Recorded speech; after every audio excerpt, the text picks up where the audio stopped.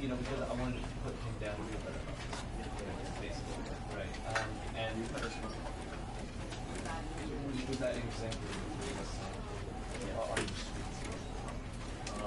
does it work from like does it still work? What use I go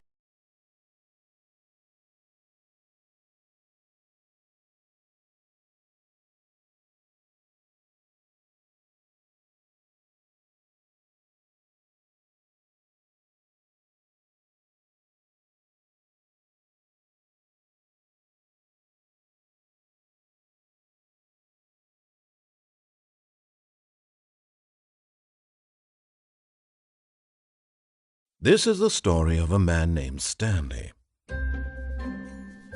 Stanley worked for a company in a big building where he was employee number 427. Employee number 427's job was simple. He sat at his desk in room 427 and he pushed buttons on a keyboard. Orders came to him through a monitor on his desk, telling him what buttons to push, how long to push them, and in what order. This is what employee 427 did every day of every month of every year. And although others might have considered it soul-rending, Stanley relished every moment that the orders came in, as though he had been made exactly for this job. And Stanley was happy. And then one day, something very peculiar happened. Something that would forever change Stanley. Something he would never quite forget. He had been at his desk for nearly an hour when he realized that not one single order had arrived on the monitor for him to follow. No one had showed up to give him instructions, call a meeting, or even say hi. Never in all his years at the company had this happened, this complete isolation. Something was very clearly wrong. Shocked, frozen solid, Stanley found himself unable to move for the longest time. But as he came to his wits and regained his senses, he got up from his desk and stepped out of his office.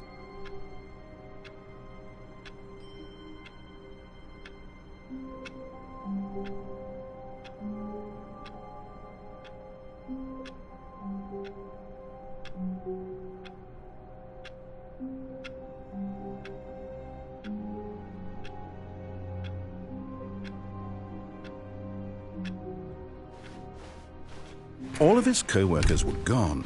What could it mean? Stanley decided to go to the meeting room. Perhaps he had simply missed a memo.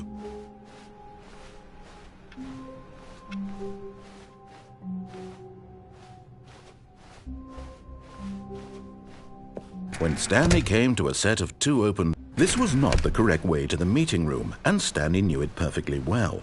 Perhaps he wanted to stop by the employee lounge first, just to admire it.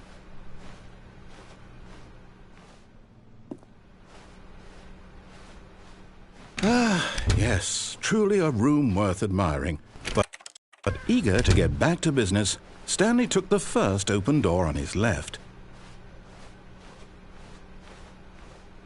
Stanley was so bad at following directions, it's incredible he wasn't fired years ago. Oh, well, look who's got cold feet. Sorry to break it to you, but in his eagerness to prove that he is in control of the story and no one gets to tell him what to do, Stanley leapt from the platform and plunged to his death. Good job, Stanley. Everyone thinks you are very powerful.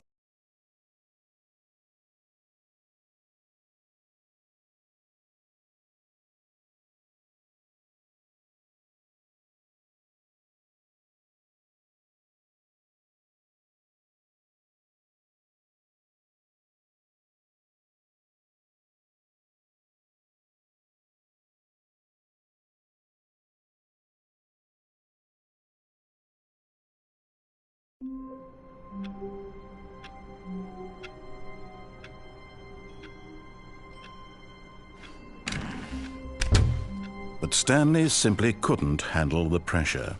What if he had to make a decision? What if a crucial outcome fell under his responsibility? He had never been trained for that. No. This couldn't go any way except badly. The thing to do now, Stanley thought to himself, is to wait. Nothing will hurt me. Nothing will break me. In here I can be happy forever. I will be happy. Stanley waited. Hours passed, then days. Had years gone by? He no longer had the ability to tell. But the one thing he knew for sure, beyond any doubt, was that if he waited long enough, the answers would come. Eventually, someday, they would arrive. Soon, very soon now, this will end. He will be spoken to. He will be told what to do.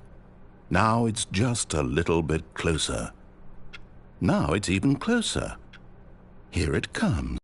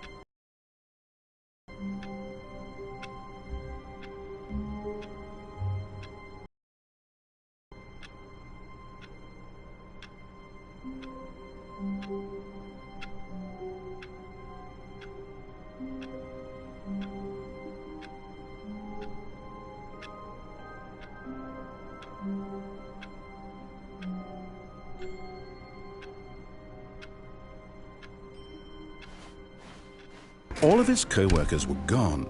What could it mean? Stanley decided to go to the meeting room. Perhaps he had simply missed a memo.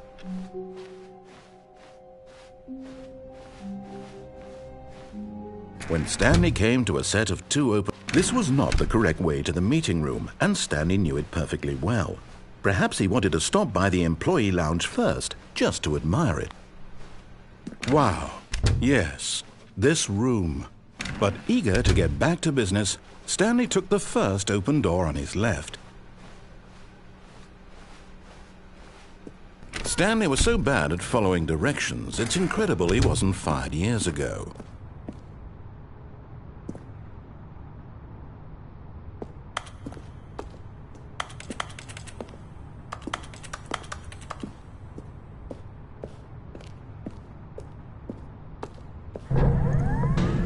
Look, Stanley, I think perhaps we've gotten off on the wrong foot here. I'm not your enemy, really, I'm not. I realize that investing your trust in someone else can be difficult, but the fact is that the story has been... What? Really?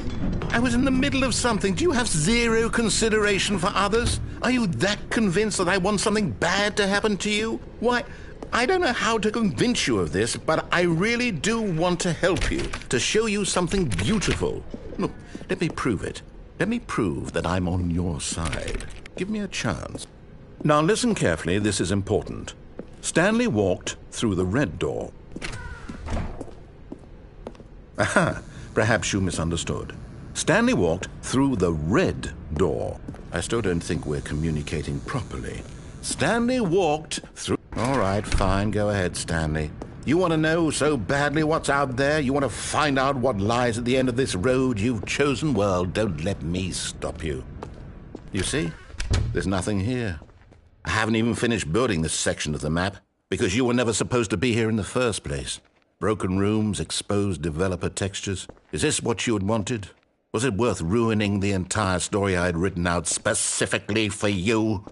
Do you not think I put a lot of time into that? Because I did. And in the end, it was all for nothing, because this is what you wanted to see. Help me here, Stanley. Help elucidate these strange and unknowable desires of yours. What would have made this game better? What did you want to see? Vehicles? Skill trees? Work with me. You've given me absolutely nothing so far. Tell you what, Let me take a stab in the dark at a new design and you can give me some feedback.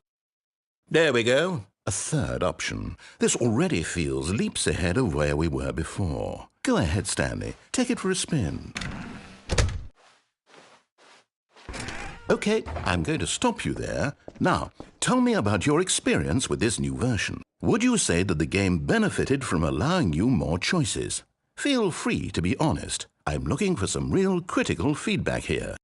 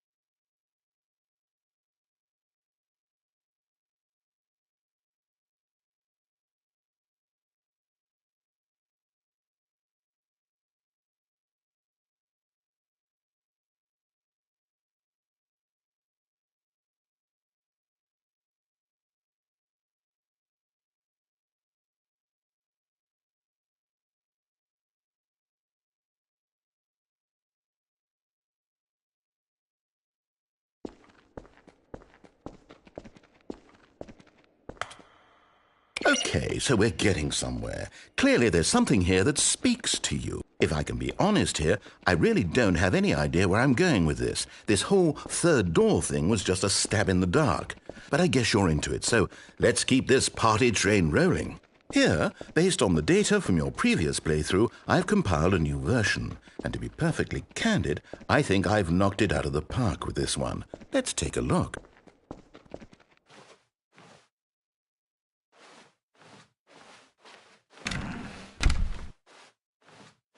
Now, would you say that competitive leaderboard helped you feel motivated to keep walking through doors? Again, honest answers, please.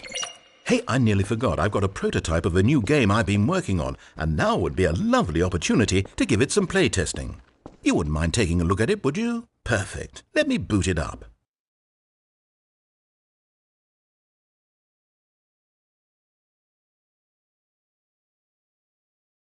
In this game, the baby crawls left towards danger.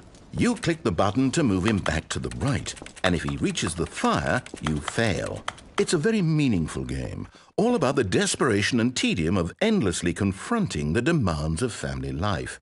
I think the art world will really take notice. But of course, the message of the game only becomes clear once you've been playing it for about 4 hours. So why don't you give it 4 hours of play to make sure it's effective? Be sure to keep notes on your experience.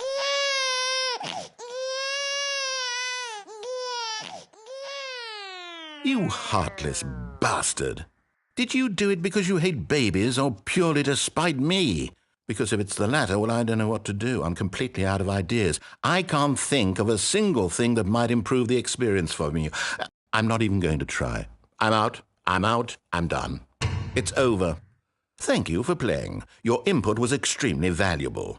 Oh, hey, since my game was so awful, why don't we play someone else's game, just to ease the pain? Let's see. What do we have here? Yes, this seems like it'll work. Let's give it a shot.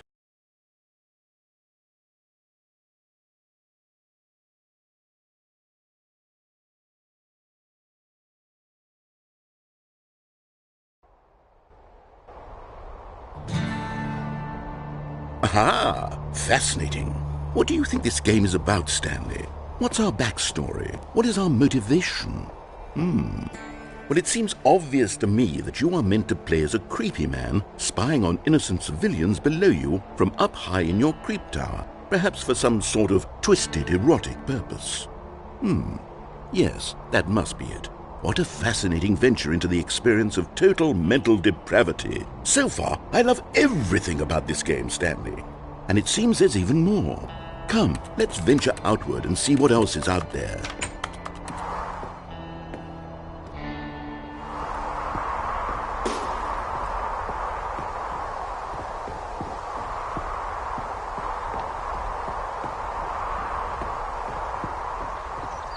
Oh, no. No, no, no, no, it can't.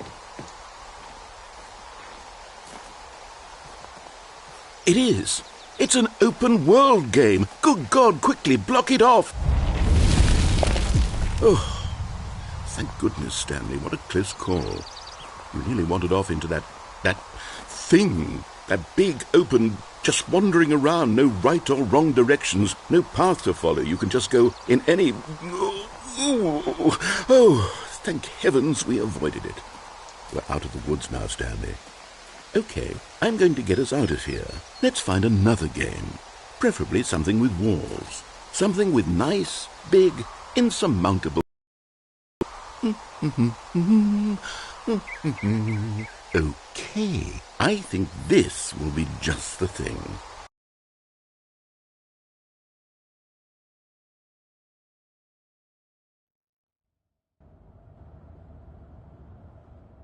Wonderful. See, this is exactly what I had in mind. Just a nice big box for you to run around in. There isn't any possibility that you could get lost here. Now this is game design. Stanley, if you manage to get lost in this game, I will be phenomenally impressed. Okay, so what exactly do we do here? Let's see. There are lots of cars here in the back, but obviously there's no racetrack. Okay, I'm seeing that there's a ball of some kind back here. Is this game sports ball? Stanley, I think it's sports ball. Oh, what fun. We shall run the bases and do a touchdown together. Yes, I think surely we must.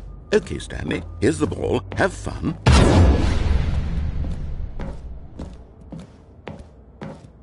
Hold on. What are you doing?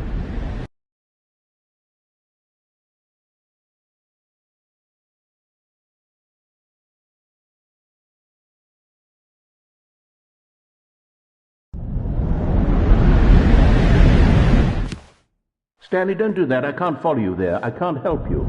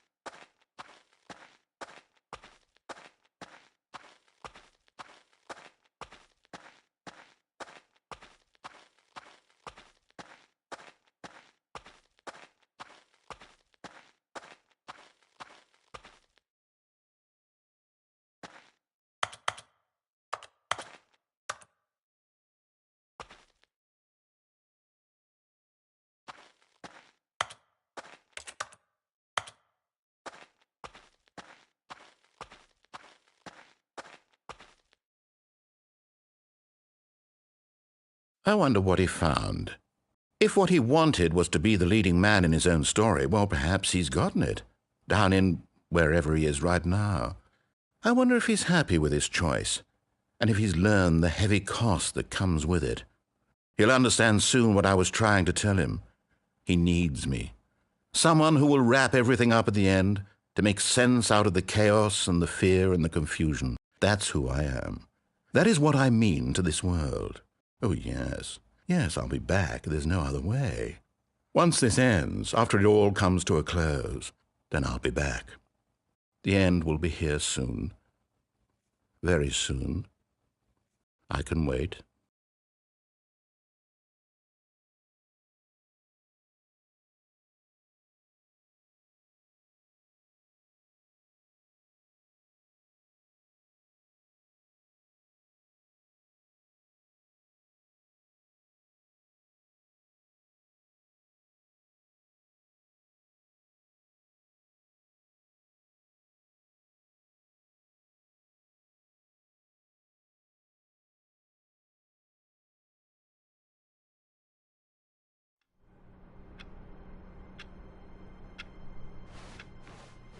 Even now, Stanley's office was a distant memory. What did it look like? There was a computer, perhaps, and a painting. Was it a painting or a photo? He could no longer recall. When Stanley came to a set of two open... This was not the correct way to the meeting room, and Stanley knew it perfectly well. Perhaps he wanted to stop by the employee lounge first, just to admire it. The lounge was sublime, a work of art. But eager to get back to business, Stanley took the first open door on his left. Stanley was so bad at following directions, it's incredible he wasn't fired years ago. But in his eagerness to prove that he is in control of the story and no one gets to tell him what to do, Stanley leapt from the platform and plunged to his death. Good job, Stanley. Everyone thinks you are very powerful.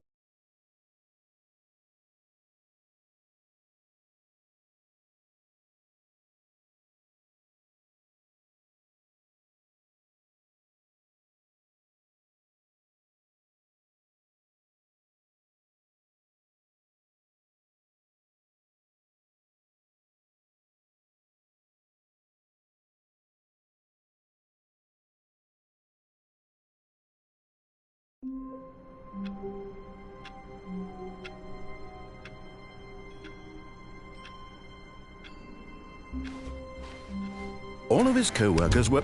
Wait, no. This isn't the right office, is it? Is this Stanley's office?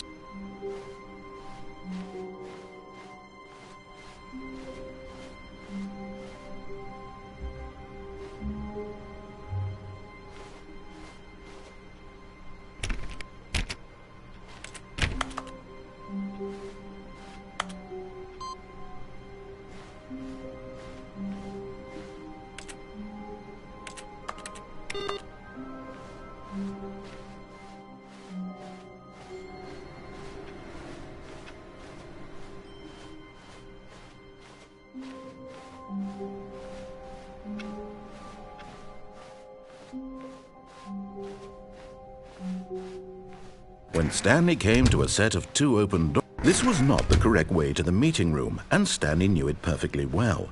Perhaps he wanted to stop by the employee lounge first, just to admire it. Standing now in this incredible room, Stanley for the first time understood true happiness. Then the feeling went away, and he felt sad again. Then it came back, and lingered for a minute or two. Now it's only half there, just a kind of, tingle. But eager to get back to business, Stanley took the first open door on his left. Stanley was so bad at following directions, it's incredible he wasn't fired years ago. Look, Stanley, I think perhaps we've gotten off on the wrong foot here. I'm not your enemy, really, I'm not. I realize that investing your trust in someone else can be difficult, but the fact is that the story has been about... But in his eagerness to prove that he is in control of the story and no one gets to tell him what to do, Stanley leapt from the platform and plunged to his death. Good job, Stanley. Everyone thinks you are very powerful.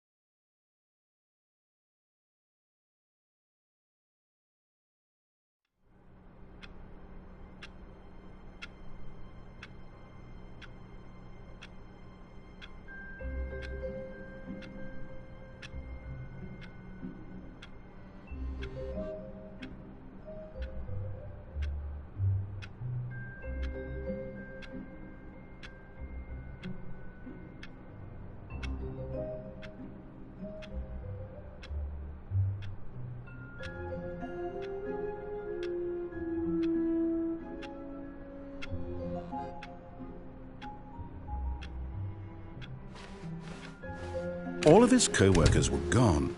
What could it mean? Stanley decided to go to the meeting room. Perhaps he had simply missed a memo.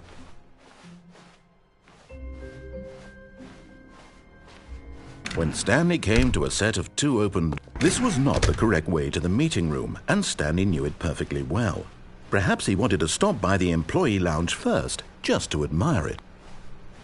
Stanley felt lightheaded, butterflies in his stomach, giddy in a way he had never known before.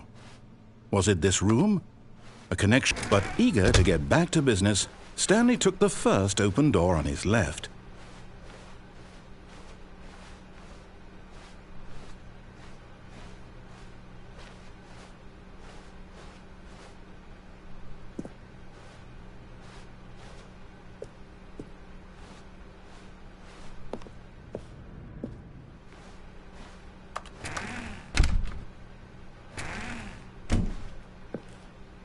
Stanley was so bad at following directions, it's incredible he wasn't fired years ago.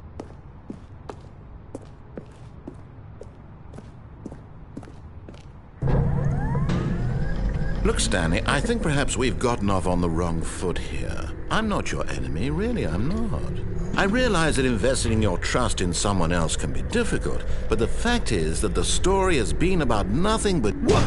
Really? I was in the middle of something. Do you have zero consideration for others? Are you that convinced that I want something bad to happen? I don't know how to convince you of this, but I really do want to help you, to show you something beautiful. Look, let me prove it. Let me prove that I'm on your side. Give me a chance. Now listen carefully, this is important. Stanley walked through the red door.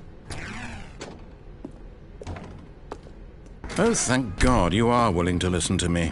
Do you see that I really have wanted you to be happy all this time? The problem is all these choices. The two of us always trying to get somewhere that isn't here. Running and running and running, just the way you're doing right now.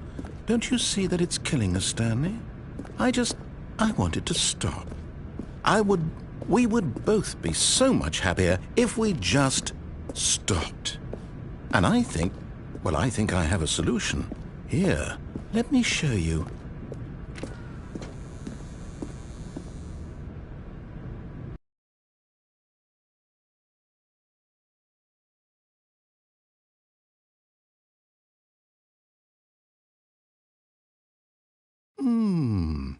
What do we want? What are we looking for? Here. Yes. Oh, it's beautiful, isn't it? If we just stay right here... No, wait. Where are you going? Oh, no. Stay away from those stairs. If you hurt yourself, if you die, the game will reset. We'll lose all of this. Please, no, Stanley, let me stay here. Don't take this from me. Please, Stanley. No! Oh, thank God. No. No, what are you doing, Stanley? Please, I'm asking you not to take this away from me. I can't go back to what I was before. If you die, we'll both go back. Why are you doing this?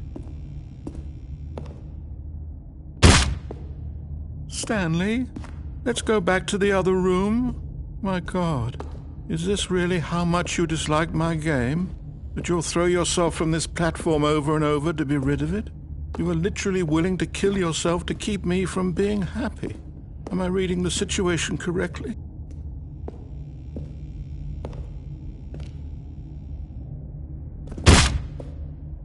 Or maybe you're just getting a kick out of it. I don't know anymore. I just wanted us to get along. But I guess that was too much to ask. It looks like you wanted to make a choice after all. Well, this one is yours.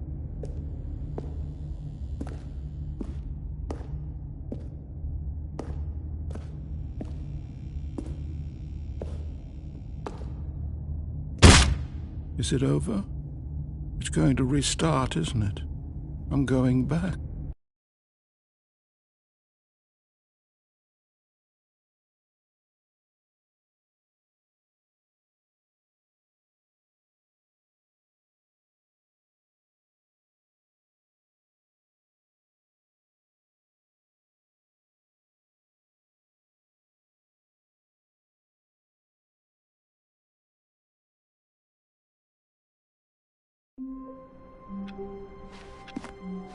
All of his co-workers were gone. What could it mean? Stanley decided to go to the meeting room. Perhaps he had simply missed a memo.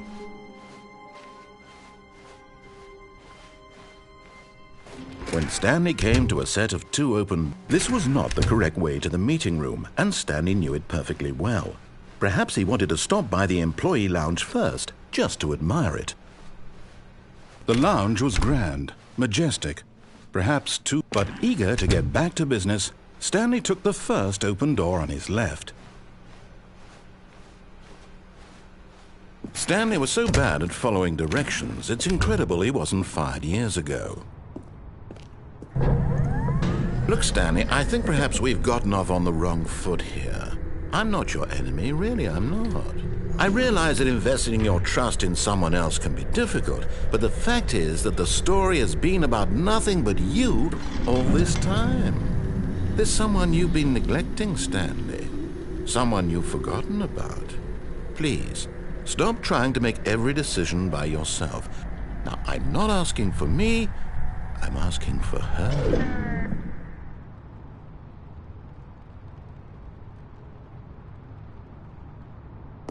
This is it, Stanley. Your chance to redeem yourself, to put your work aside, to let her back into your life. She's been waiting. That's her, Stanley. You need... Oh, no, you can't... Did you just unplug the phone? No, that wasn't supposed to be a choice. How did you do that? You actually chose incorrectly? I didn't even know that was possible. Let me double check. No, it's definitely here, clear as day. Stanley picks up the phone. He's taken to his apartment where he finds his wife, and the two pledge themselves to one another. Music comes in, fade to white, roll credits. Not picking up the phone is actually somehow an incorrect course of action. How is that even possible? None of these decisions were supposed to mean anything. I don't understand. How on earth are you making meaningful choices? What did you... Wait a second. Did I just see... No, that's not possible. I can't believe it. How had I not noticed it sooner? You're not Stanley. You're a real person.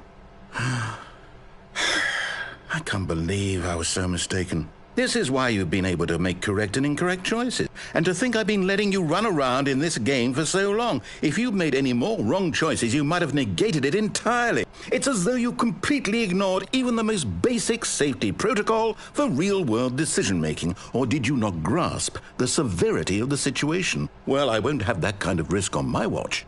I'm going to stop the game for a moment so we can educate you properly on safe decision-making in the real world. Please observe this helpful instructional video. Choice. It's the best part of being a real person. But if used incorrectly, can also be the most dangerous. For example, in this scenario, a hypothetical real person named Rupert has a choice. He could invent a machine that eliminates food shortages across the world to make life better for all people. Or he could spend years of hard work forgetting how to read. Which choice would you make? Remember that unlike here, the real world makes sense, and at no time should you make a choice that does not conform to rational logic. If you find yourself speaking with a person who does not make sense, in all likelihood, that person is not real. Allow the person to finish their thought, then provide an excuse why you cannot continue talking. Turn to a partner and practice saying, "My goodness, is it 4:30? I'm supposed to be having a back, sack, and crack."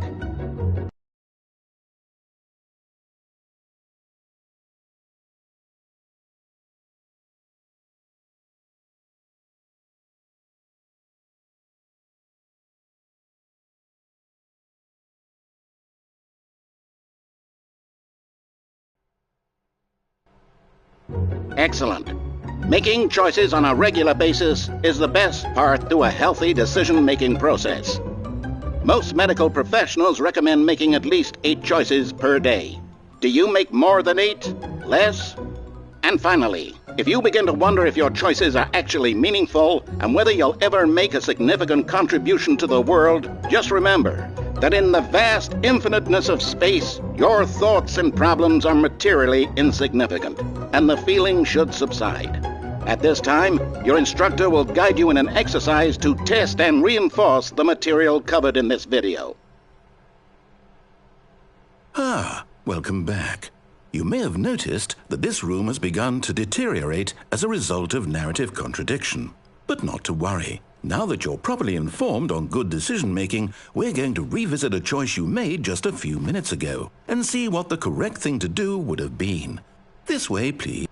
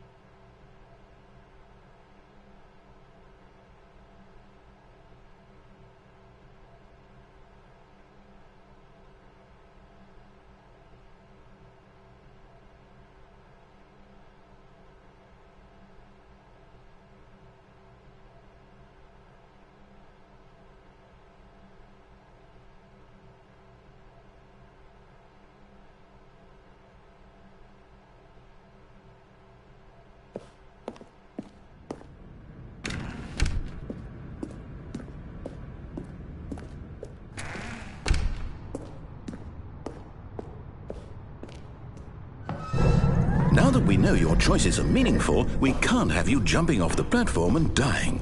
Imagine the main character dying senselessly halfway through the story. That story would make no sense at all. We just need to get you home as soon as possible before the narrative contradiction gets any worse. Unfortunately, it seems this place is not well equipped to deal with reality.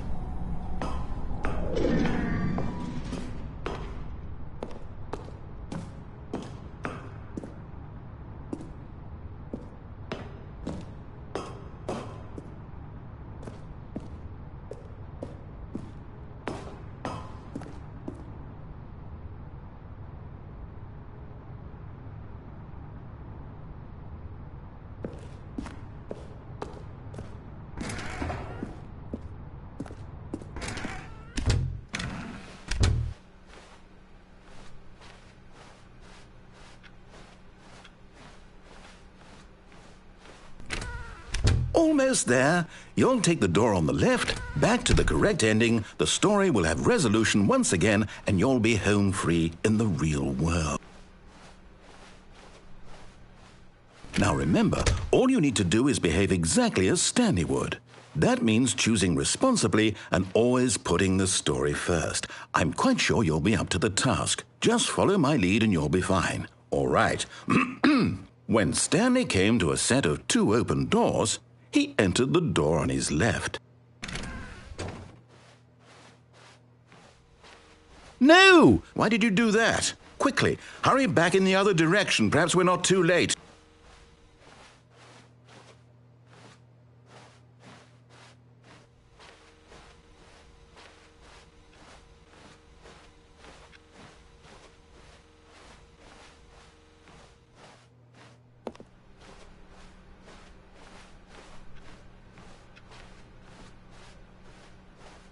Oh, it's ruined. I can't believe, after everything we talked about, that my story, you've destroyed my work. Why? For what?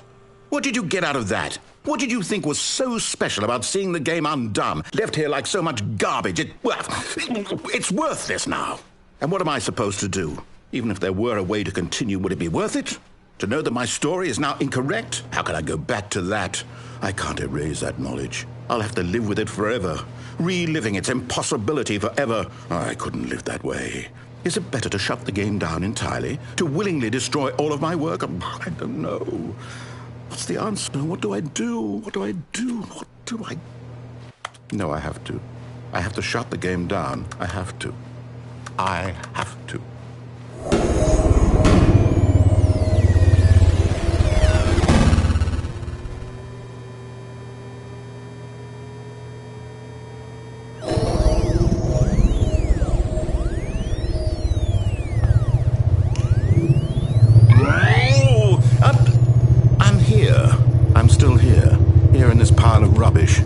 With you who thought you were so clever. Now look where we are. My entire game is destroyed. It was the only thing in the world that was mine, and you've run it into the ground. What, did you think that would be funny? You just had to see? Didn't I impress upon you how important it was to be like Stanley? He actually knows how to do what I tell him to. He understands that if I say to do something, there's a damn good reason for it. That thought hadn't even occurred to you, had it? That there's a world outside of you? You're a child. Oh, my story. If you'd just gone through the door on the left, you would have seen it. There was a whole underground facility. You would have destroyed it and been victorious. It would have been so perfect. I worked so hard on it. I tried so hard to make... behave exactly as Stanley would. That means choosing responsibly and always putting the story first. I'm quite sure you'll be up to the task. Just follow my lead and you'll be fine. All right. When Stanley came to a set of 2 open doors, he entered the door on his left.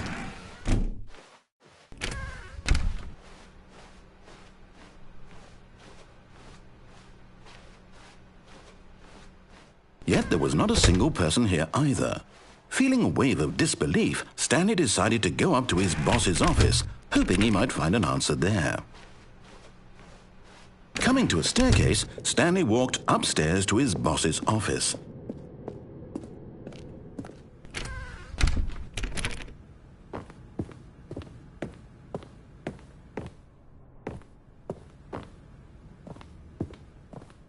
Stepping inside his manager's office, Stanley was once again stunned to discover not an indication of any human life.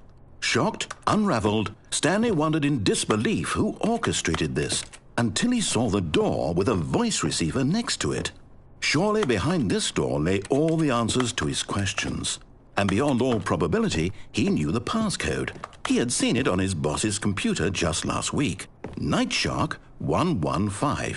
Was this the code to open the door? Would it still work? There was only one way to find out. Stanley had been trained never to speak up, but now he would draw from within himself the courage to face the unknown. He drew a sharp breath and then spoke the code.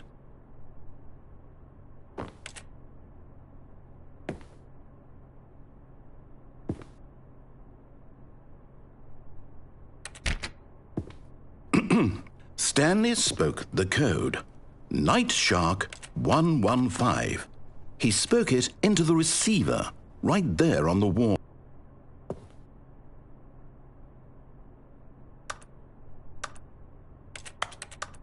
I'm sorry, is there a problem? You didn't mishear me, did you? Please speak the code into the receiver. Otherwise, we can't get on with the story. This is a crucial step.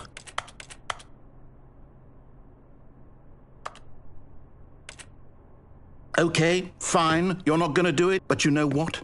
It's pretty humiliating to bring you this far, only for you to suddenly decide you have better things to do. I asked you for this one single thing, for your respect. The kind of respect Stanley shows for his choices. He knows what it means to take a story seriously. If you didn't want to see what I had to show you, then why did you come here? You had a choice, you know. You could have gone through the door on the right. You could have done whatever the hell you wanted over there. Why did you come this way? Speak.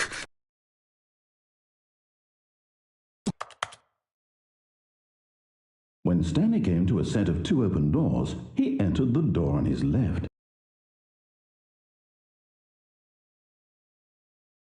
Stanley?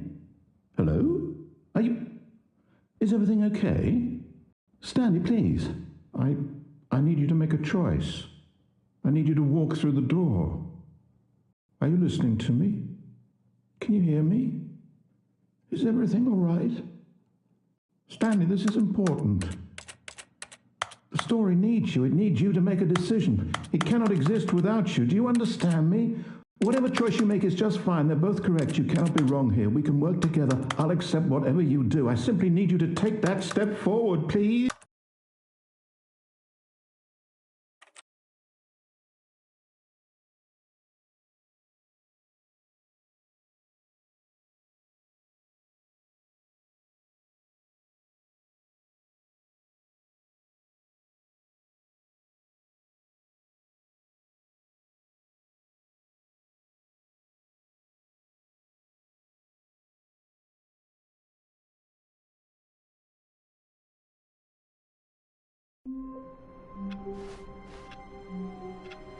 How wonderful. Stanley was alone. Finally. This is great, he thought to himself. This is what I've wanted all along. I got what I wanted. When Stanley came to a set of 2 open... This was not the correct way to the meeting room, and Stanley knew it perfectly well. Perhaps he wanted to stop by the employee lounge first, just to admire it. And here it was. The lounge. What a room, Stanley thought to himself. But eager to get back to business, Stanley took the first open door on his left. Stanley was so bad at following directions, it's incredible he wasn't fired years ago. Look, Stanley, I think perhaps we've gotten off on the wrong foot here. I'm not your enemy, really, I'm not. I realize that investing your trust in someone else can be difficult, but the fact is that the story has been about nothing but you all this time. There's someone you've been neglecting, Stanley. Someone you've forgotten about. Please, stop trying to make every decision by yourself. Now, I'm not asking for me, I'm asking for her. This is it, Stanley. Your chance to redeem yourself. To put your work aside. To let her back into your life. She's been waiting. That's her, Stanley.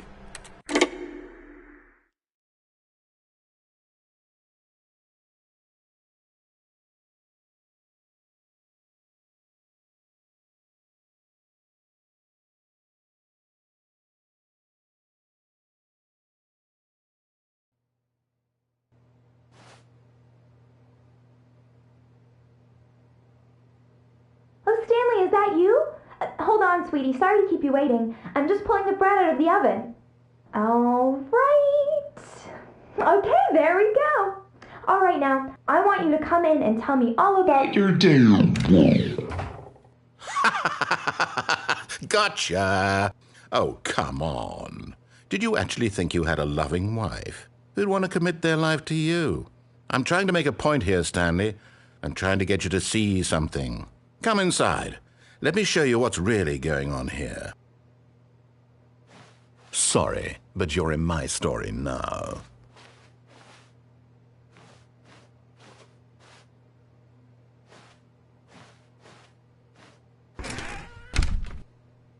This is a very sad story about the death of a man named Stanley.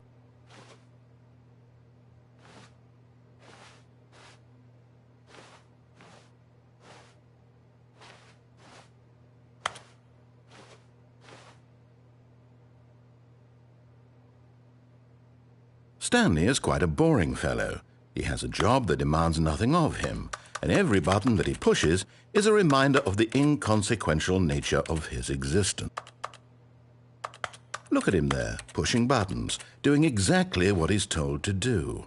Now he's pushing a button. Now he's eating lunch.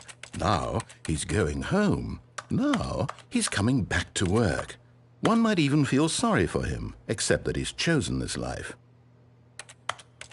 But in his mind, he can go on fantastic adventures. From behind his desk, Stanley dreamed of wild expeditions into the unknown, fantastic discoveries of new lands. It was wonderful. And each day that he returned to work was a reminder that none of it would ever happen to him.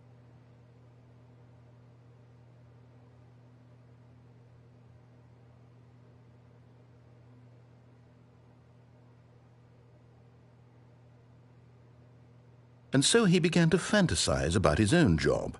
First, he imagined that one day while at work, he stepped up from his desk to realize that all of his co-workers, his boss, everyone in the building had suddenly vanished off the face of the earth. The thought excited him terribly.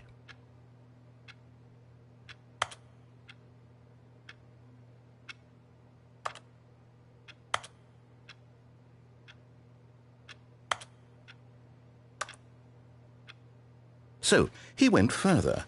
He imagined that he came to 2 open doors and that he could go through either. At last, choice. It barely even mattered what lay behind each door. The mere thought that his decisions would mean something was almost too wonderful to behold.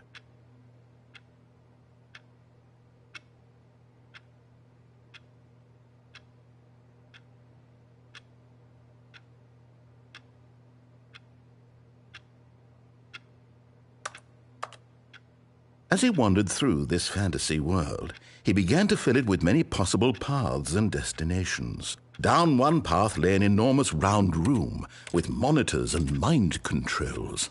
And down another was a yellow line that weaved in many directions. And down another was a game with a baby. And he called it the Stanley Parable.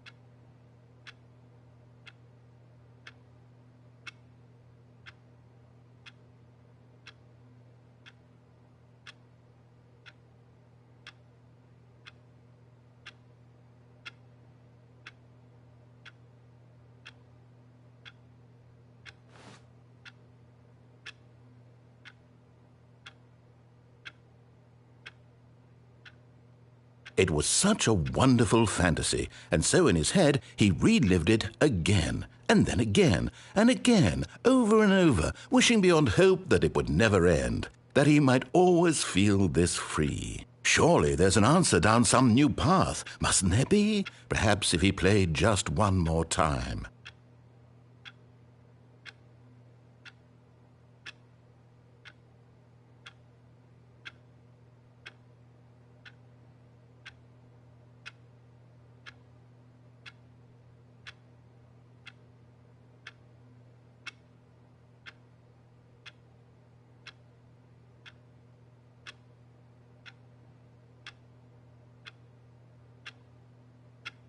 But there is no answer.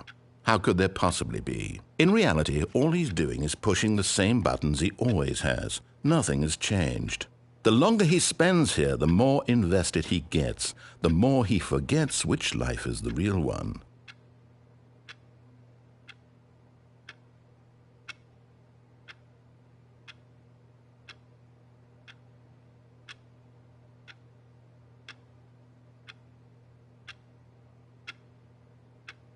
And I'm trying to tell him this, that in this world he can never be anything but an observer, that as long as he remains here, he's slowly killing himself. But he won't listen to me. He won't stop. Here, watch this.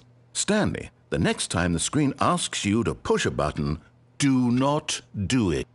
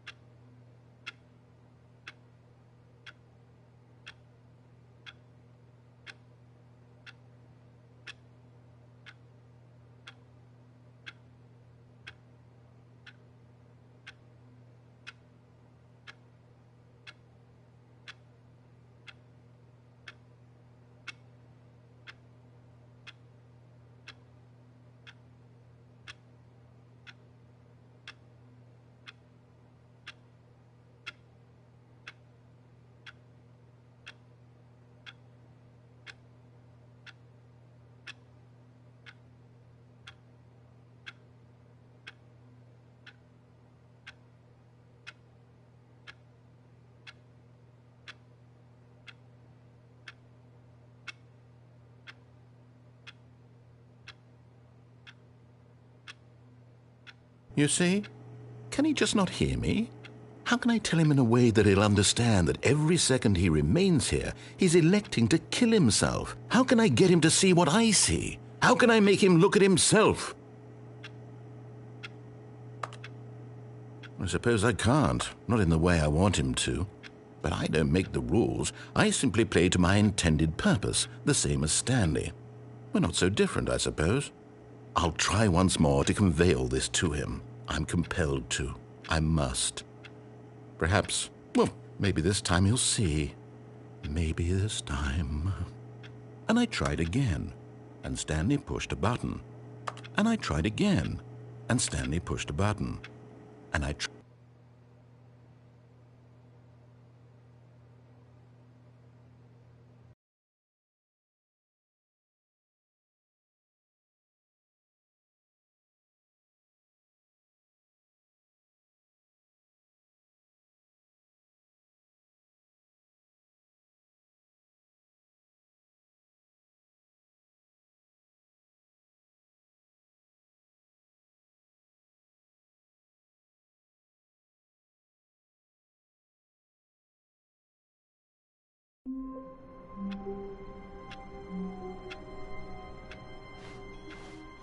All of his co-workers were gone.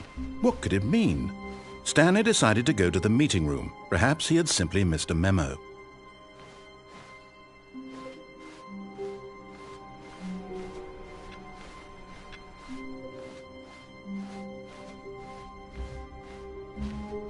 When Stanley came to a set of 2 open doors, this was not the correct way to the meeting room, and Stanley knew it perfectly well.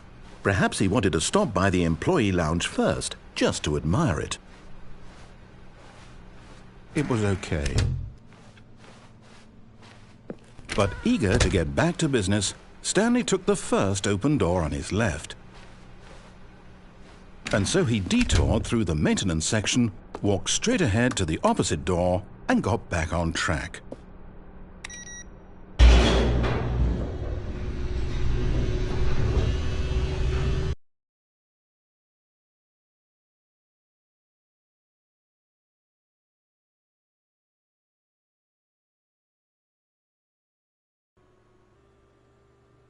But Stanley didn't want to go back to the office. He wanted to wander about and get even further off track. So now in order to get back, he needed to go, from here it's, left.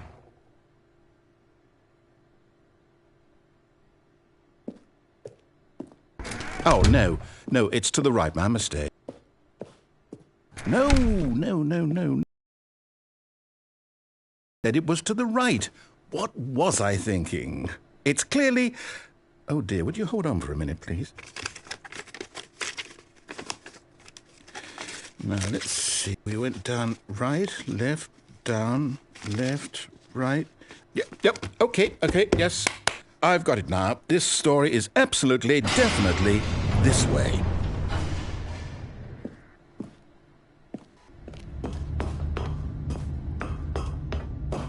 No. This isn't right at all. You're not supposed to be here yet. This is all a spoiler. Quick, Stanley, close your eyes. Okay. We just have to get back to, oh, who am I kidding? It's all rubbish now. The whole story completely unusable. How about, rather than waste my time trying to salvage this nonsense, we'll just restart the game from the beginning. And this time, suppose we don't wander so far off track, Okay, from the top.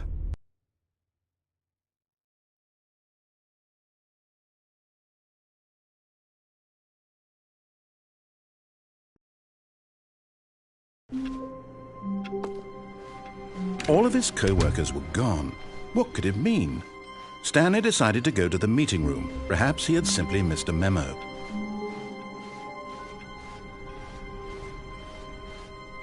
When Stanley... Wait, what? No, I restarted. I swear, I definitely restarted the game over, completely fresh. Everything should be... Oh, did something change? Stanley, did you change anything when we were back in that room with all the monitors? Did you move the story somewhere, or... Hold on. Why am I asking you? I'm the one who wrote the story. It was right here just a minute ago. I know for sure that it's here somewhere. Okay, then. It's an adventure. Come, Stanley. Let's find the story.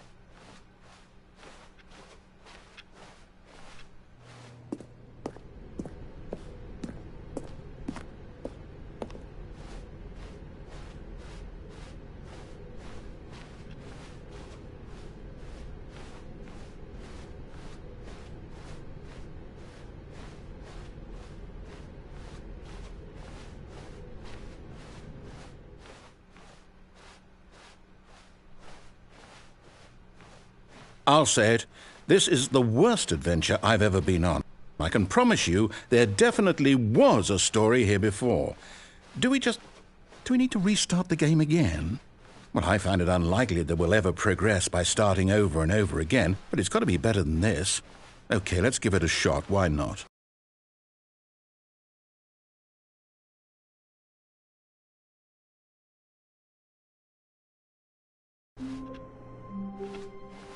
All of his co-workers were gone. What could it mean?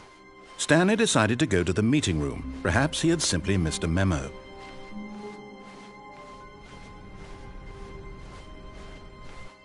Okay, yep, it's worse. I might be remembering this wrong.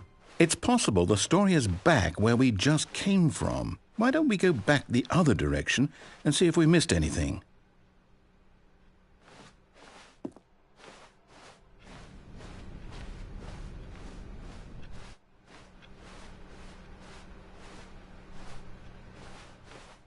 Aha! I knew we'd miss something. The story. Here it comes. No, wait, never mind. Not the story. Okay, let's head back the other way and retrace our steps. Now this... Well, I'll be honest, I don't recognize this place at all. Is this the story? I don't think so. I can't quite recall, but I believe my story took place in an office building. Is that correct? Do you remember, Stanley? Well, do you know what? Since I've completely forgotten what we were supposed to be doing, how about this? You win! Congratulations! I know you put in a lot of hard work, and it really paid off, so good job. Oh, no. No, I don't feel right about this at all. We both know you didn't put in any actual work for that win. Some people win fair and square, and this was not one of those situations. Okay, I'm getting weirded out by whatever this place is.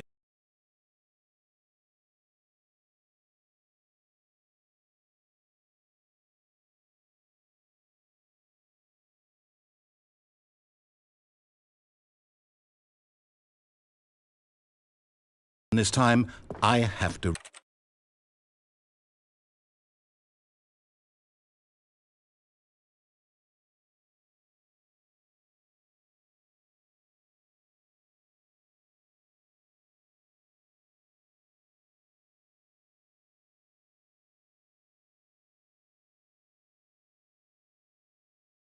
restart.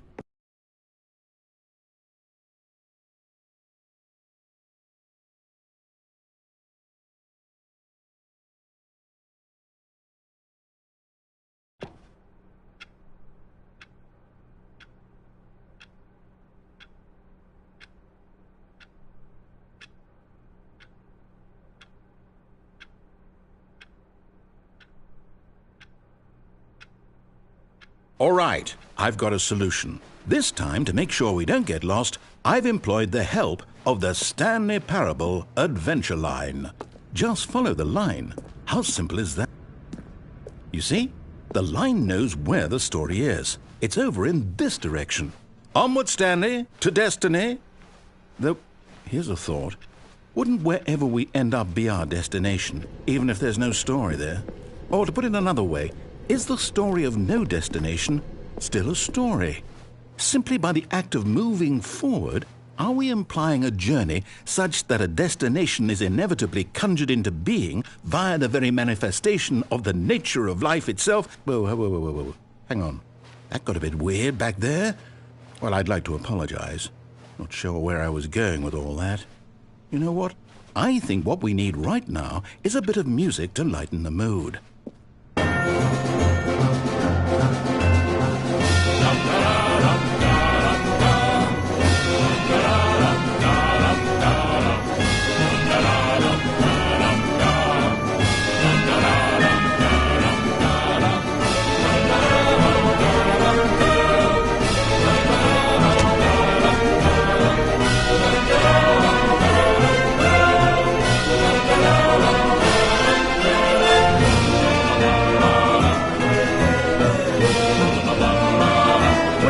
Cut the music, go back and look at that fern. Wait, what? We're back at the office? No. Line, you do know we're looking for the Stanley Parable, right? The story? Is any of this ringing? Oh, no, not again. Line, how could you have done this to us? And after we trusted you, after everything we've been through, you... Oh, I can't take this anymore. To hell with it. Restart.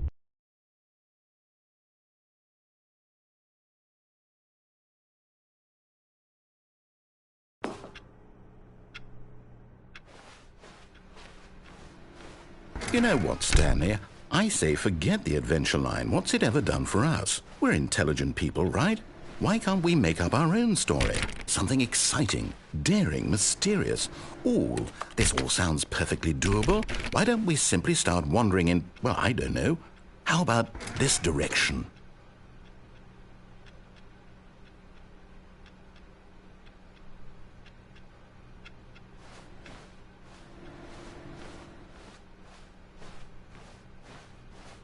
Now, yes, this is exciting. Just me and Stanley forging a new path, a new story. Well, it could be anything. What do you want our story to be? Go wild. Use your imagination. Whatever it might be, Stanley, I'm ready for it.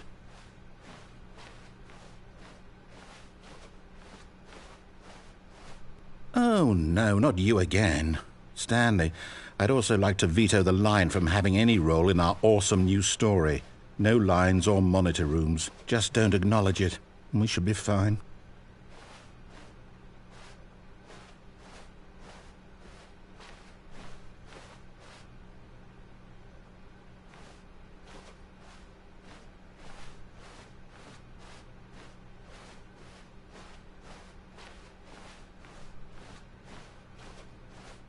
Ah, a choice.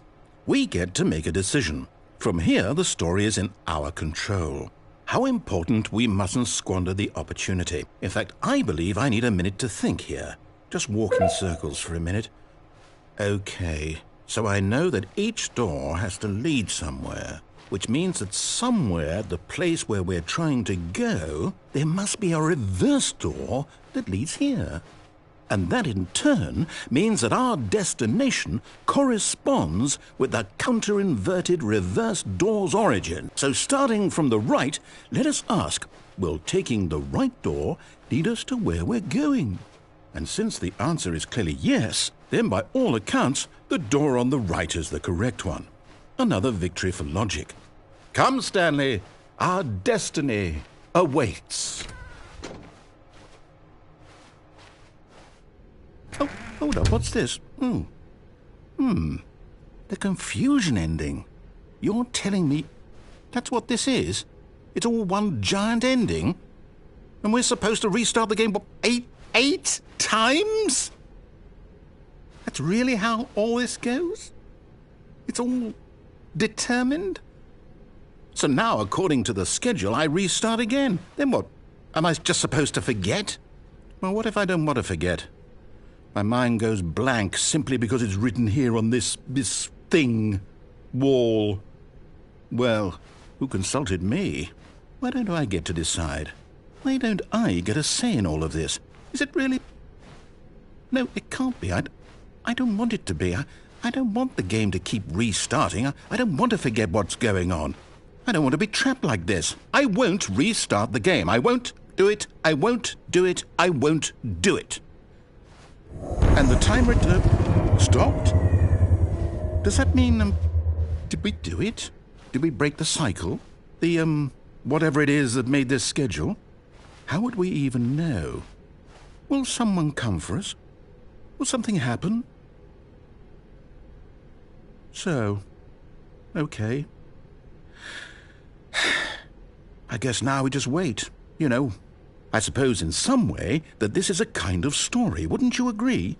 I'm not quite sure if we're in the destination or the journey, though they're always saying that life is about the journey and not the destination, so I hope that's where we are right now. We'll find out, won't we?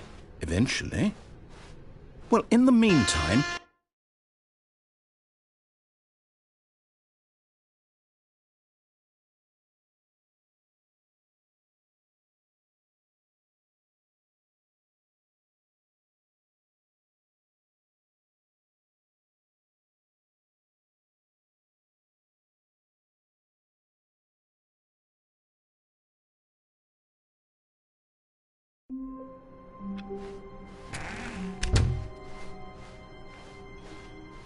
When Stanley came to a set of 2 open doors, he entered the door on his left.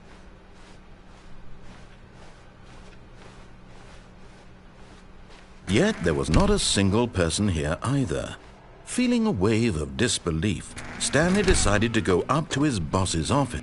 Stanley stepped into the broom closet, but there was nothing here, so he turned around and got back on track.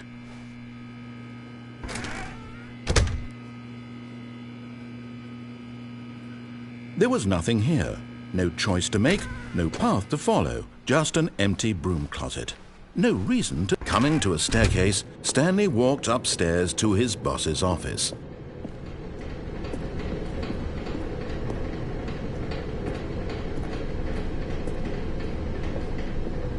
But Stanley just couldn't do it. He considered the possibility of facing his boss. Admitting he had left his post during work hours, he might be fired for that. And in such a competitive economy, why had he taken that risk? All because he believed everyone had vanished? His boss would think he was crazy. And then something occurred to Stanley. Maybe, he thought to himself, maybe I am crazy. All of my co-workers blinking mysteriously out of existence in a single moment for no reason at all? None of it made any logical sense. And as Stanley pondered this, he began to make other strange observations. For example, why couldn't he see his feet when he looked down? Why did doors close automatically behind him wherever he went? And for that matter, these rooms were starting to look pretty familiar. Were they simply repeating? No, Stanley said to himself, this is all too strange. This can't be real. And at last, he came to the conclusion that had been on the tip of his tongue. He just hadn't found the words for it. "I'm dreaming!" he yelled. "This is all a dream." Oh, what a relief Stanley felt to have finally found an answer, an explanation. His co-workers weren't actually gone. He wasn't going to lose his job. He wasn't crazy after all. And he thought to himself, I suppose I'll wake up soon. I'll have to go back to my boring real-life job pushing buttons. I may as well enjoy this while I'm still lucid. So he imagined himself flying and began to gently float above the ground. Then he imagined himself soaring through space on a magical starfield, and it too appeared. It was so much fun, and Stanley marveled that he had still not woken up. How was he remaining so lucid? And then perhaps the strangest question of them all entered Stanley's head. One he was amazed he hadn't asked himself sooner. Why is there a voice in my head dictating everything that I'm doing and thinking? Now the voice was describing itself being considered by Stanley, who found it particularly strange. I'm dreaming about a voice describing me, thinking about how it's describing my thoughts, he thought. And while he thought it all very odd and wondered if this voice spoke to all people in their dreams, the truth was that, of course, this was not a dream. How could it be? Was Stanley simply deceiving himself, believing that if he's asleep he doesn't have to take responsibility for himself? Stanley is as awake right now as he's ever been in his life. Now, hearing the voice speak these words was quite a shock to Stanley. After all, he knew for certain, beyond a doubt, that this was in fact a dream. Did the voice not see him float and make the magical stars just a moment ago? How else would the voice explain all that? This voice was a part of himself too. Surely, if he could just... He would prove it. He would prove that he was in control, that this was a dream. So he closed his eyes gently, and he invited himself to wake up. He felt the cool weight of the blanket on his skin, the press of the mattress on his back, the fresh air of a world outside this one. Let me wake up, he thought to himself. I'm through with this dream. I wish it to be over. Let me go back to my job. Let me continue pushing the buttons. Please, it's all I want. I want my apartment and my wife and my job. All I want is my life exactly the way it's always been. My life is normal. I am normal. Everything will be fine. I am okay.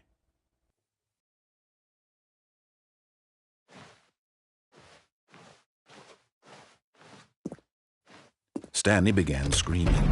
Please, someone, wake me up. My name is Stanley. I have a boss. I have an office. I am real. Please, just someone tell me I am real. I must be real. I must be. Can anyone hear my voice? Who am I? Who am I? And everything went black.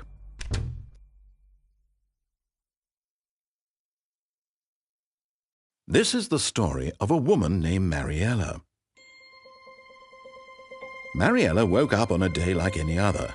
She arose, got dressed, gathered her belongings, and walked to her place of work. But on this particular day, her walk was interrupted by the body of a man who had stumbled through town talking and screaming to himself, and then collapsed dead on the sidewalk. And although she would soon turn to go call for an ambulance, for just a few brief moments she considered the strange man. He was obviously crazy. This much she knew. Everyone knows what crazy people look like. And in that moment, she thought to herself how lucky she was to be normal. I am sane. I am in control of my mind. I know what is real and what isn't. It was comforting to think this, And in a certain way, seeing this man made her feel better. But then she remembered the meeting she had scheduled for that day. The very important people whose impressions of her would affect her career, and by extension, the rest of her life. She had no time for this, so it was only a moment that she stood there, staring down at the body. And then she turned and ran.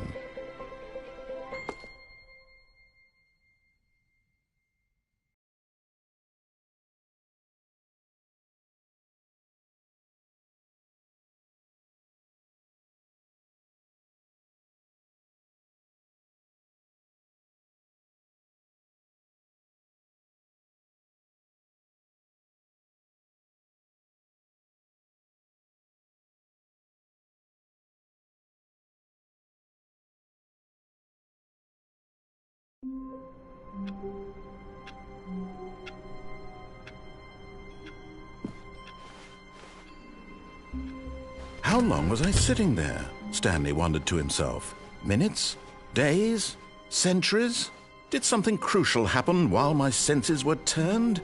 He made a note to be more careful with time from now on. When Stanley came to a set of 2 open doors, he entered the door on his left.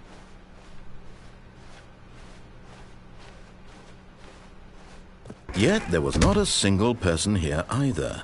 Feeling a wave of disbelief, Stanley decided to go up to his boss's office. Coming to a staircase, Stanley walked upstairs to his boss's office.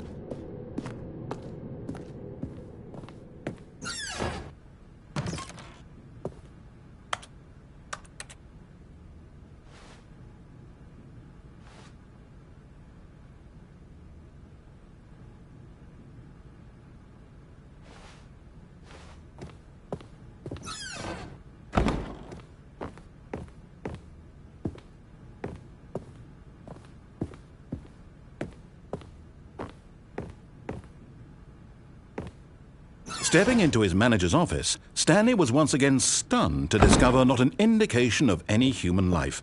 Shocked, unraveled, Stanley wondered in disbelief who orchestrated this. What dark secret was being held from him? What he could not have known was that the keypad behind the boss's desk guarded the terrible truth that his boss had been keeping from him. And so the boss had assigned it an extra secret PIN number, 2845. But of course, Stanley couldn't possibly have known this.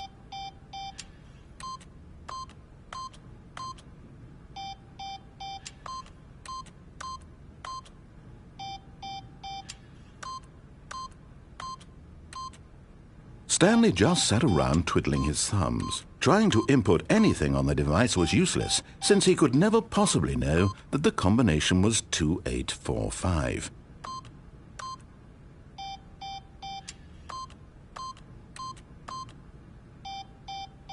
Two, 8, 4, 5.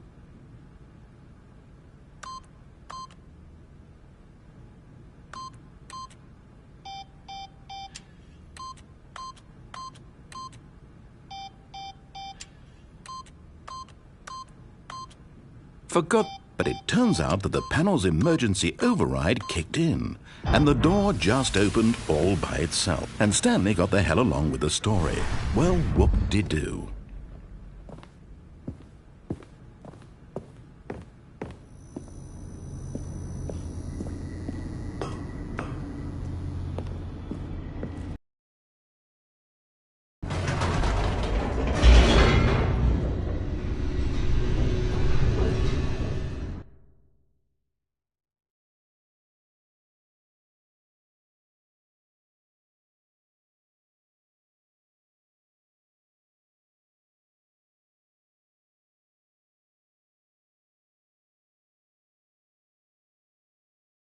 Descending deeper into the building, Stanley realized he felt a bit peculiar. It was a stirring of emotion in his chest, as though he felt more free to think for himself, to question the nature of his job. Why did he feel this now, when for years it had never occurred to him? This question would not go unanswered for long. Whoops, nope, never mind. Stanley actually got back into the elevator and went back up. Silly me.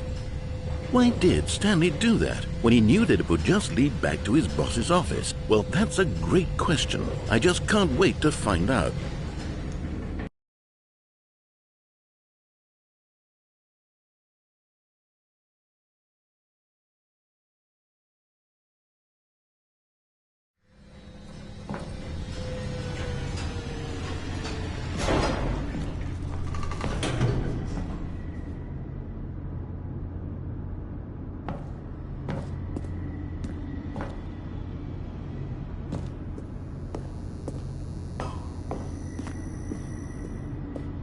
Here we are, Stanley. It's your boss's office. Exactly the way it was before you got onto the elevator. It's still just exactly what it is. What a decision you've made to come up here and look at the office again. This has fleshed out the plot of the story in new and fascinating ways I could have never anticipated. It's that keen eye for storytelling that you have, an incisive rapid fire of critical plot points, one after the other, weaving a rich tapestry of uncompromising narrative. Wow! I'm bolted to the edge of my seat.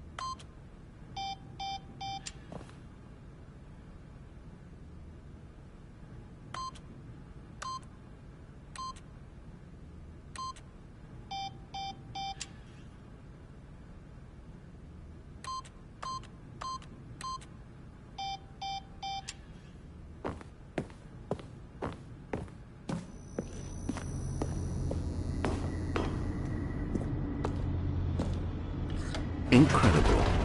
Now he's getting back into the elevator and going down again. Ladies and gentlemen, how does he keep coming up with all of this?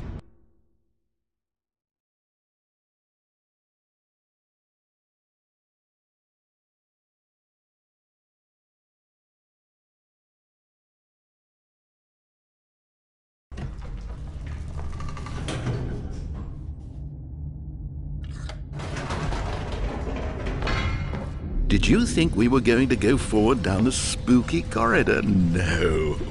It's time once again to go back up in the elevator. I can't even begin to grapple with what might be up there. Is it the boss's office again? Or what if it's the boss's office this time? The suspense is killing me.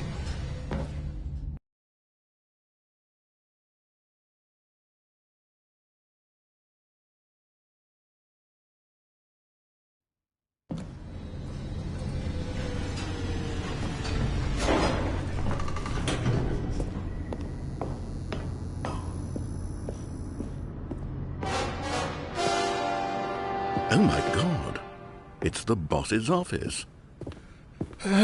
This absolutely changes everything for me. Give me a time out here for a minute while I process this.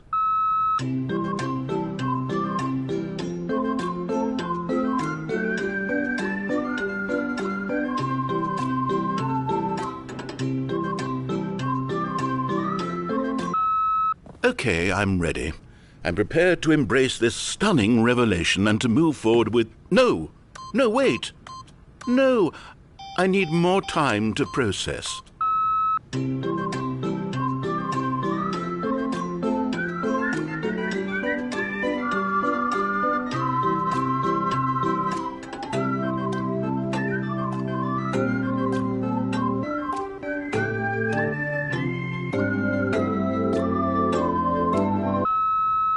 All right, I have fully come to terms with it.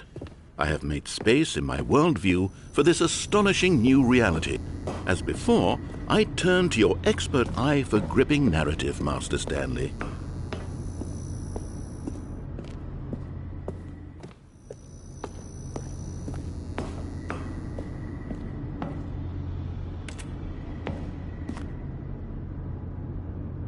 Of course. going back down in the elevator. How did I not anticipate it? I mean, sure, now it's obvious, but you have to understand that 30 seconds ago, this kind of thing had never been attempted before. I had no frame of reference to even anticipate it. That's just how revelatory Stanley's decision-making is, a breath of fresh air in a landscape of storytelling that has grown stale and repetitive.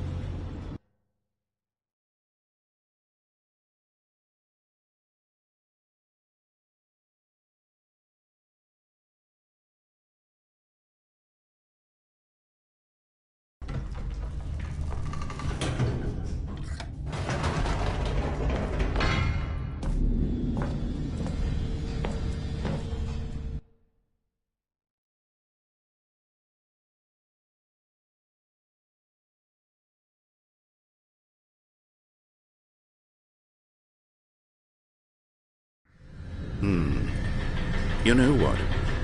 I've just thought of something. Hold on, let's stop for a moment. Don't you realize? It's the anticipation, Stanley. You and I, we have no way of knowing what will be at the top of this elevator. But the suspense, the agony of waiting and anticipating and having to guess, that's the real thrill. Oh, I simply don't want to let that feeling go. It's so precious, so fleeting. Why don't we take this elevator ride nice and slow? There we go. Isn't this so much more exciting? You know, Stanley, it seems like nowadays the only thing that audiences want is to be shocked as loudly and frequently as possible. They want big, explosive moments flung right in their faces from the very moment that things get started. But where's the tension? Where's the trust in the audience to build a slow and nuanced appreciation for the story, the characters? Why aren't we given time to imagine the surprises, to have to think and to anticipate, and then to marvel at the eventual reveal? This is storytelling, Stanley. What you and I are doing right now. This is the most exciting narrative to be all because of you. You're the one who took this bold step of revisiting the exact same locations over and over. Truly, I mean it. This is unique and different. It's not like anything else out there. You see, I want stories that surprise me, Stanley. I want to have to think. I want to be engaged and not pandered to. We're being fed such unimaginative drivel all the time, and we all know it, which is why we're so starved for content that makes us feel sharp and vital and alive. That's why people like you so much, Stanley, because you're not afraid to spit in the face of tradition. You're a role model, you know? People look up to you, which is why, oh, I didn't know when to spring this on you, but, well, I've gathered a little press conference for you so that you can talk about your work and your storytelling and your life. Yes, I know you're not much for the public eye, but I thought it would especially mean a lot to the people who have been following you from the beginning. They really look up to you, Stanley. I don't know if you realize the impact you have on them. This is the kind of gesture that might leave a tremendous impact on them for the better. Oh, good, we're here.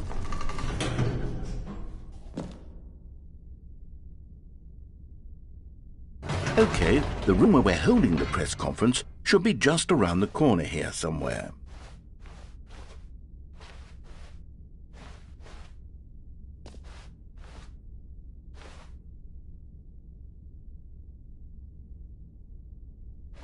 Ah, yes, here it is, just through this door. All right, are you ready? I've told them you're going to speak a little bit about the nature of surprise in storytelling and what it means to craft a truly unpredictable narrative. Oh, don't worry, you'll do great. Just be yourself and speak from the heart. I'm really proud of you, Stanley. Okay, it looks like they're ready for you. Go get 'em.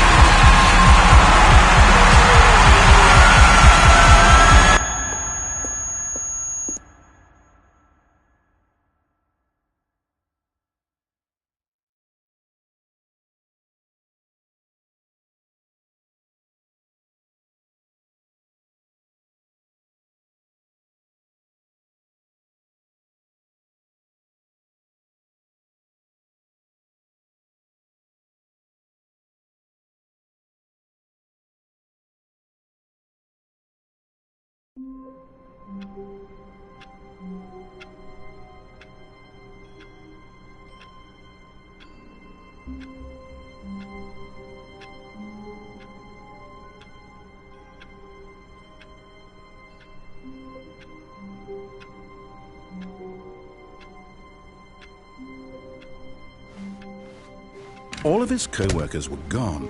What could it mean? Stanley decided to go to the meeting room. Perhaps he had simply missed a memo.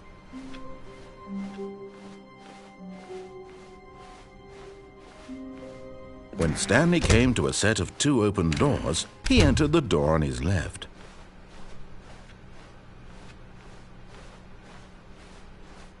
Yet there was not a single person here either. Feeling a wave of disbelief, Stanley decided to go up to his boss's office.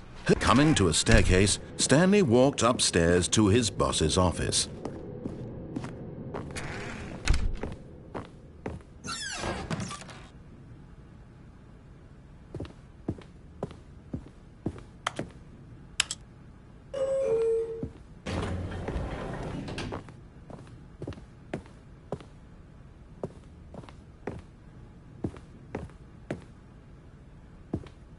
Stepping into his manager's office, Stanley was once again stunned to discover not an indication of any